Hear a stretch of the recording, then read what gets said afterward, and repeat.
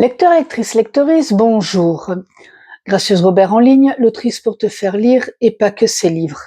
Donc aujourd'hui, je vais te faire une chronique de Et la joie de vivre de Gisèle Pellicot. Alors déjà, pour situer un petit peu le contexte, tout le monde. On a beaucoup entendu parler des procès de Mazan. Moi, j'ai lu des articles, j'ai lu pas mal de choses, mais je ne m'y suis pas autant intéressée que je l'aurais voulu, pour la simple et bonne raison que c'était assez glaçant. Surtout que en écoutant le livre, parce que je ne l'ai pas lu, je l'ai écouté en audio-livre, ce qui donne un autre effet d'ailleurs, parce que j'avais la voix de la lectrice qui donne vraiment le ton et qui donne un côté aussi très vivant à l'histoire. Et par moments, justement, ça donnait un côté très très vivant à ce que j'entendais. Et ce qui m'a glacé le sang à plusieurs reprises, notamment, c'est que Gisèle est née en 1952 et ma mère est née en 1951, donc cette dame a l'âge d'être ma mère. Donc elle parle déjà pour commencer de la déflagration quand son mari est arrêté par la sécurité. Elle le retrouve au poste de police parce qu'elle avait l'image d'un mari aimant. Et alors donc, elle commence par raconter son histoire parce que c'est une femme qui a quand même été très écorchée par la vie dans son passé. Elle a perdu sa mère à 9 ans et son père s'est remarié avec une femme qui ne l'aimait pas.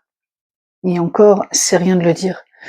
Donc, elle avait elle avait déjà un passé d'écorchée vive. Et elle a rencontré donc Dominique, elle l'appelle Dominique dans le récit, enfin dans son roman, enfin pas son roman, son autobiographie. Je vais certainement faire pas mal de gaffes parce que déjà j'essaye de regarder un peu les notes que j'ai prises au fur et à mesure de mon écoute. Et puis c'est quelque chose qui me tient vraiment à cœur cette histoire parce que c'est une femme qui a raconté son histoire avec énormément de pudeur et avec une notion de vouloir raconter sa vérité et raconter son histoire de son point de vue en se détachant de ce que les journalistes ont dit et de ce qu'on a pu lire à droite à gauche et ce qu'on a pu entendre aussi par rapport à des réactions de gens. Donc elle raconte là sa version à elle. Et justement, donc, elle fait ressortir son besoin de laisser la vie reprendre le dessus. Parce que comme elle a été entourée par la mort, notamment la mort de sa mère, où elle a vu sa mère dépérir de la maladie et elle a vu son père pleurer pour la première fois. Et par la suite, en grandissant, elle a appris toute l'histoire qui a entouré la maladie de sa mère. Donc c'est déjà une partie qui est très forte.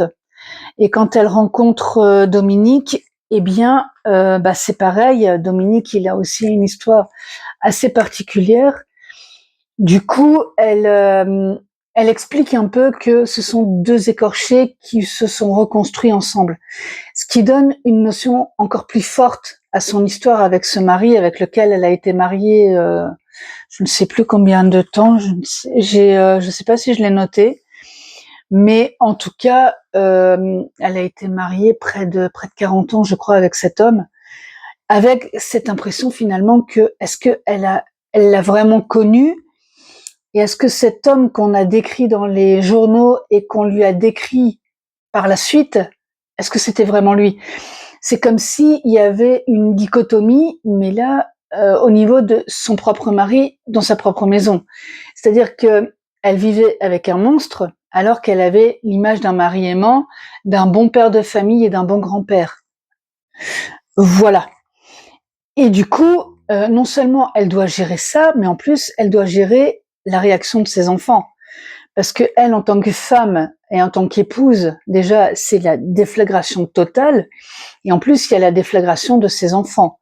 Moi, je pensais qu'elle en avait deux, parce que j'avais vu aussi sa fille intervenir pour raconter sa version en tant que fille de Gisèle et de Dominique, et puis ce qu'elle a appris par la suite elle-même. de sa propre histoire, et j'ai appris qu'elle avait 3 enfants. Donc elle a dû gérer les réactions de ses 3 enfants, ce qui est extrêmement compliqué, je trouve, en tant que femme. Et comment dire? Et en plus, du coup, il y a un voile qui se déchire quand elle apprend que son mari la droguait. Parce que pour ceux qui ne connaissent pas l'histoire de Gisèle, son mari la droguait pour la vendre sur Internet et qu'elle se fasse violer par des inconnus. Et ça aussi, ça m'a beaucoup choquée, c'est l'errance médicale qu'elle a subie pendant des années et des années, parce que, comment dire, apparemment, on nie la sexualité des femmes à partir d'un certain âge. C'est-à-dire que je crois que ça a duré pendant une dizaine d'années, donc elle avait 60 ans et plus, et il y a personne qui a pensé à aller vérifier au niveau gynécologique pur et dur ce qui se passait. Parce qu'elle avait quand même des pertes, elle avait quand même des problèmes à ce niveau-là, et personne ne s'en occupait. On a été regarder, lui faire des scanners au niveau du cerveau pour ses absences, ses pertes de mémoire, etc. Mais il y a personne qui est allé voir en bas pour dire tiens, qu'est-ce qui se passe?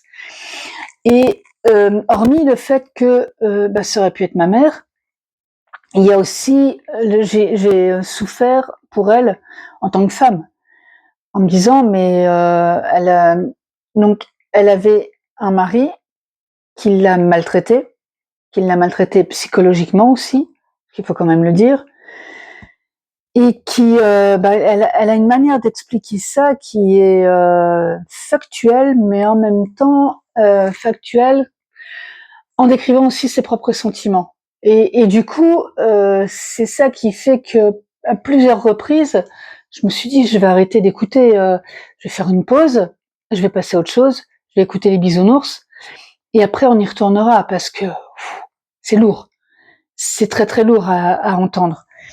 Et alors, il y a le procès, parce qu'il y a déjà toute la déflagration au niveau de la famille, le fait que sa fille Caroline pète un plomb complètement, ce qui peut se comprendre, hein, je dis pas, je n'accuse personne ni rien, et je dis pas qu'il y a quelqu'un qui a plus mal réagi qu'une autre.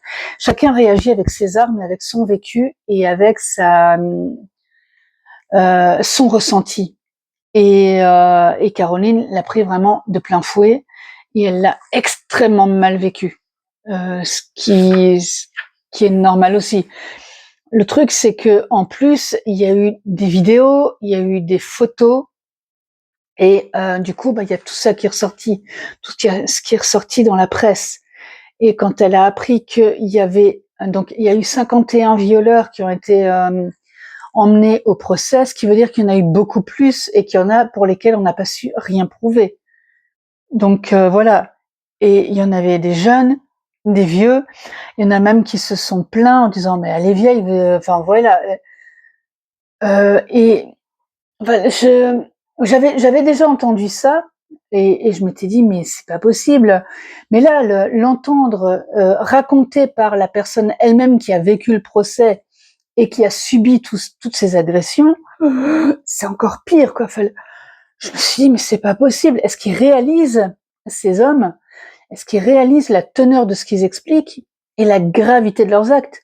Et il y en a pas du tout. Alors, est-ce que c'était un axe de défense pour essayer d'adoucir la peine, ou est-ce que vraiment ils n'ont pas compris ce qui se passait? Moi, j'ai juste envie de me mettre en face d'eux et de dire, mais garçon, on te drogue, tu es en train de dormir dans ton lit, ton lit conjugal dans lequel tu dors tous les jours, et puis il y a quelqu'un qui vient profiter de ton corps pendant que toi tu dors, et toi tu vas dire, je savais pas ce que je faisais, ou tu vas avoir quelqu'un en face de toi qui aura profité de toi et qui va te dire je savais pas ce que je faisais, et comment réagis-tu? Il y a un moment, il faut se dire enfin je sais pas moi, mets-toi un peu d'empathie, mets-toi à la place de la personne. Enfin, donc voilà. Et le truc qui est ressorti aussi, le plus grave, je sais pas si on peut mettre une escalade de gravité dans ce récit, dans cette autobiographie, mais il y a quelque chose qui m'a, comment dire, qui m'a beaucoup choquée, c'est que euh, son histoire résonne aussi en moi dans le sens où Nous, les femmes, on a été habituées à s'effacer et à laisser les hommes décider et à faire plaisir aux autres. On a été éduquées comme ça dans la grande majorité d'entre nous, surtout pour les femmes qui sont nées en 52 et avant, et même certainement après. Dans les années 70-70, moi j'ai encore été beaucoup, comment dire, conditionnée comme ça, le tais-toi, fais pas de vagues, si on te dit quelque chose, ne réponds pas trop fort, ou enfin voilà. Et donc voilà ce que ça donne maintenant. Une autrice avec un beau chapeau et qui a décidé de prendre la parole pour parler de ce genre de choses, entre autres, et qui a décidé de faire une chronique sur une femme qui a été abusée pendant des années, et qui explique que elle aussi a été habituée à ça. Et il y a eu cette forme de sororité justement qui était là en me disant mais c'est pas possible quoi. Et oui. Et d'ailleurs le fait qu'elle ait libéré la parole comme ça et sa propre parole en disant cette fameuse parole, la honte doit changer de camp. Et ben, elle a permis à d'autres personnes de libérer leur propre parole. Et c'est dans ce sens-là que c'est une héroïne d'ailleurs. Et donc il y a des détails qui sont assez flippants, on va dire, c'est que il la prenait en photo au moment où elle sortait de la salle de bain. Comment dire, il la manipulait. Quand une fois elle lui a dit mais c'est pas possible, je vais croire que tu me drogues parce que pour avoir des pertes de mémoire comme ça et tout, parce qu'en plus monsieur il lui préparait, par exemple elle n'aimait pas, je crois que c'était la purée, elle aimait pas quand il y avait du persil dedans, donc il lui faisait sa petite purée sans persil ni rien pendant qu'elle travaillait encore, et lui faisait sa purée persilée. Ok, jusque-là, c'est gentil et tout, pas de problème. Sauf que ce qu'elle savait pas, c'est que sa purée n'avait pas de persil, mais par contre, elle avait des drogues pour l'endormir, pour la rendre complètement inconsciente, pour qu'après, pendant qu'elle dormait, ou qu'elle était sans connaissance, il y avait des hommes qui rentraient pour profiter d'elle. Et alors, il y a eu aussi des termes qu'il utilisait pour parler d'elle. Enfin, c'est comme s'il parlait d'une autre femme, quoi, d'une chose, d'un objet, et donc, ce qu'elle raconte aussi, c'est que dans ce livre, elle veut se rappeler des bons souvenirs parce que elle n'a pas forcément ce souvenir de cet homme qui l'a manipulée. Ils ont quand même vécu beaucoup d'années ensemble avec des bons moments, des galères aussi, parce qu'elle a aussi pas mal parlé des galères, parce que c'était un indépendant. Et donc, il a eu des moments où ça se passait pas très bien, et donc c'est elle qui a assumé, parce elle a travaillé chez EDF et elle avait réussi à gravir les échelons alors qu'elle n'avait pas beaucoup d'études à son actif, puisqu'elle a essayé de travailler très tôt. Et du coup, voilà, elle a été très très transparente sur énormément de choses, en voulant vraiment exposer toute l'histoire et tous les éléments qui ont forgé cette femme, et puis tout ce qui s'est passé au sein de son couple, hormis cette partie-là. Parce que je pense aussi qu'elle ne veut pas qu'on se rappelle d'elle que comme la femme de Mazan, et celle qui a dit la honte doit changer de camp. C'est une personne à part entière. C'est pour ça qu'elle a pris le temps, je pense, de raconter toute son histoire, de raconter de sa naissance à maintenant, et de parler aussi de sa famille, parce que ce Dominique n'a pas profité que d'elle. Il a pris sa belle-fille en photo, il a pris sa fille. D'ailleurs, sa fille a raconté aussi sa propre histoire parce qu'elle ne connaît toujours pas la vérité. Elle ne sait pas ce qu'il a fait des photos. Elle ne sait pas s'il a profité d'elle, s'il l'a droguée aussi ou pas. Elle aussi, elle a toute une partie vraiment qui est extrêmement compliquée à gérer. Et du coup, à un moment, c'est pour ça qu'il y a eu aussi toutes des rumeurs comme quoi elle s'entendait plus avec sa mère ni rien. Non, ce qu'il y a, c'est qu'elle a eu, au niveau de ses enfants aussi, il y a des choses qui se sont apprises. Enfin, voilà, donc c'était quand même voilà, c'est une famille qui sur laquelle il y a la maison qui s'est effondrée quoi quelque part. Et donc voilà. Et alors après, c'est pareil. T'as les journaux qui viennent s'en mêler, t'as les gamins qui prennent tout ça dans la tronche, et puis il faut gérer, justement. Donc elle, Gisèle, en tant que grand-mère, elle a dû gérer donc pour ses enfants et pour ses petits enfants. Et puis les enfants, ils ont dû gérer aussi leur partie en tant que fils d'eux ou fille d'eux, et puis les enfants aussi qui ont entendu tout ce qui a pu se raconter. Et je trouve que cette histoire est importante, c'est pour ça que je fais une chronique là-dessus, même si c'est un audio-livre, c'est un format différent. J'avais pas l'habitude de faire une chronique sur ce support-là, donc en plus c'est une autobiographie, donc j'ai pas d'extrait à citer, et en même temps, je sais même pas quel extrait j'aurais pu lire, parce que c'est assez glaçant et j'ai pas juste conseillé, si on a le cœur bien accroché, de le lire, parce que c'est une histoire qui mérite d'être connue, ne serait-ce que pour éviter que ça se reproduise ou pour dénoncer des choses qui se produisent déjà. Parce que les histoires de soumission chimique, il y en a d'autres. Il y a une sénatrice qui a fait changer la loi parce que quelqu'un qu'elle connaissait depuis 10 ans a essayé de profiter d'elle, et ça a été vraiment un combat pour faire reconnaître qu'elle était une victime. Alors, c'est vrai que c'est compliqué de dire qu'on est une victime, mais en même temps, à un moment, il faut aussi parler pour dire, voilà, cette personne a tenté d'abuser de moi et j'ai été sa victime, et on reprend le contrôle en racontant son histoire et en protégeant d'autres victimes potentielles ou d'autres personnes qui sont victimes aussi mais qui n'ont pas encore osé parler. Donc ce roman Et la joie de vivre est à recommander à qui? Je dirais à tout le monde, mais par contre, âme sensible, prendre le temps de le lire, parce que ça peut être compliqué à gérer.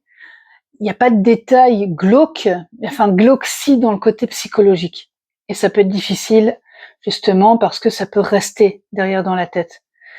Mais quelque part, comme elle dit, la honte doit changer de camp, et c'est important aussi de savoir ce qui peut se passer et de pouvoir protéger les siens et peut-être les autres. Moi, je te dis à bientôt pour une prochaine chronique. Si tu es arrivé jusqu'ici, merci déjà. Je vais faire une petite présentation un peu plus précise de moi. Donc, comme je disais, je suis là pour te faire lire et pas que mes livres. Je suis autrice, chroniqueuse et animatrice d'ateliers d'écriture. Donc, si tu veux, va faire un petit tour sur la chaîne, tu vas découvrir d'autres chroniques et tu vas découvrir aussi les livres que j'ai écrits moi-même. Et je vais, dans ces petites vidéos, je vais te présenter les personnages de mes livres, les thématiques ou différents sujets. Et je te parle aussi de livres que je suis en train d'écrire pour te partager un petit peu l'univers du livre que j'écris. Voilà, je te dis donc à très vite, peut-être pour la lecture d'un de mes livres ou pour une autre chronique.